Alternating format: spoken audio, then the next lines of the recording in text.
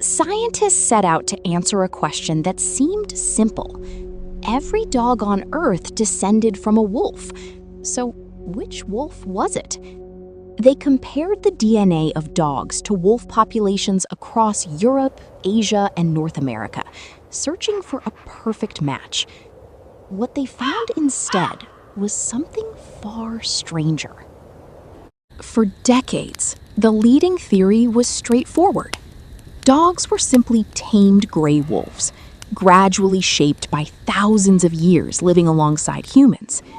Scientists expected that somewhere in the modern wolf population, there had to be one group that was unmistakably the direct ancestor.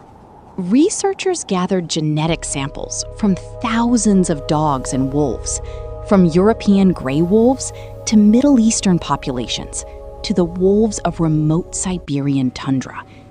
Every major wolf lineage on the planet was tested against the genome of the modern domestic dog. The results were stunning. Not a single living wolf population was a clean genetic match. Dogs weren't simply descended from any wolf alive today.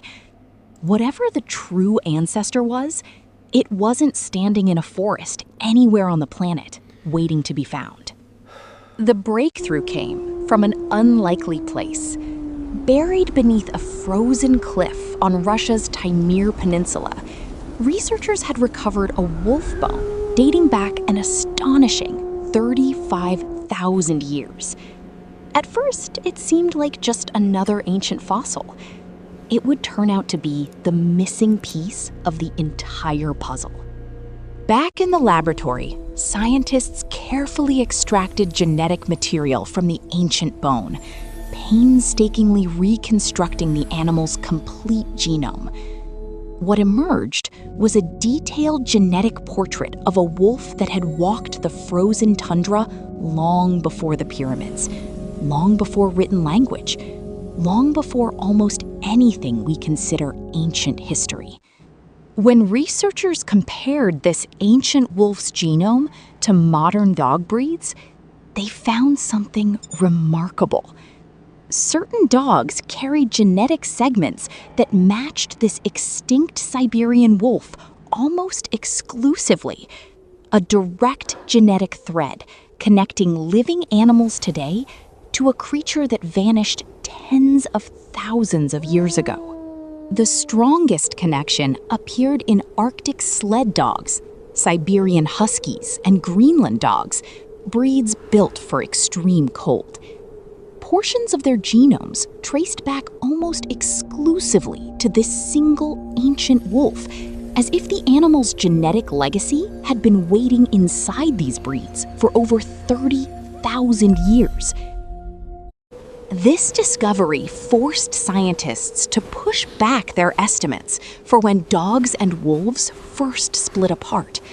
Instead of 20,000 years, the divergence likely happened between 27 and 40,000 years ago, meaning humans and dogs may have been walking side by side far earlier than anyone had assumed.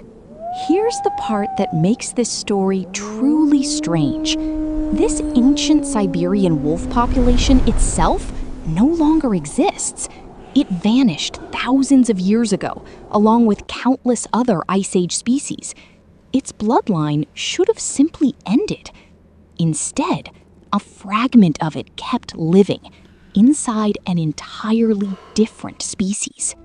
Scientists point to a strikingly similar pattern in human evolution. Neanderthals disappeared as a species tens of thousands of years ago, yet most living humans still carry small fragments of Neanderthal DNA today. Dogs, it turns out, are carrying almost exactly the same kind of hidden inheritance. What surprised researchers most was just how widespread this hidden ancestry turned out to be. Nearly every dog breed studied carried at least some trace of ancient wolf DNA. Even tiny, delicate breeds like the Chihuahua, animals that look nothing like a wolf on the outside. Even more surprising, This genetic mixing wasn't a single ancient moment frozen in time. Evidence shows dogs and wolves continued interbreeding on and off for thousands of years afterward, as dogs traveled alongside migrating humans and occasionally crossed paths with wild wolf populations along the way. Researchers also discovered a clear pattern in exactly which dogs carried the most wolf ancestry.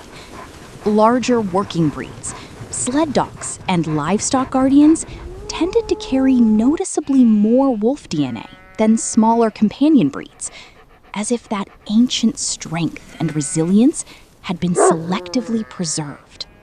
The ancestry wasn't just about strength.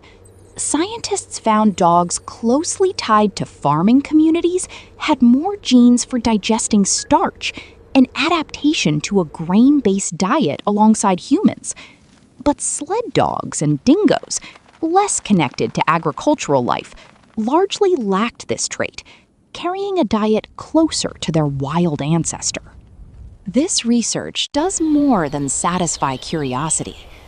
Understanding exactly how ancient wolf genes shaped modern dogs helps scientists study genetic resilience, disease adaptation, and even how species survive environmental extremes. Knowledge that stretches far beyond just our pets. What began as a search for a single ancestor uncovered something far more profound.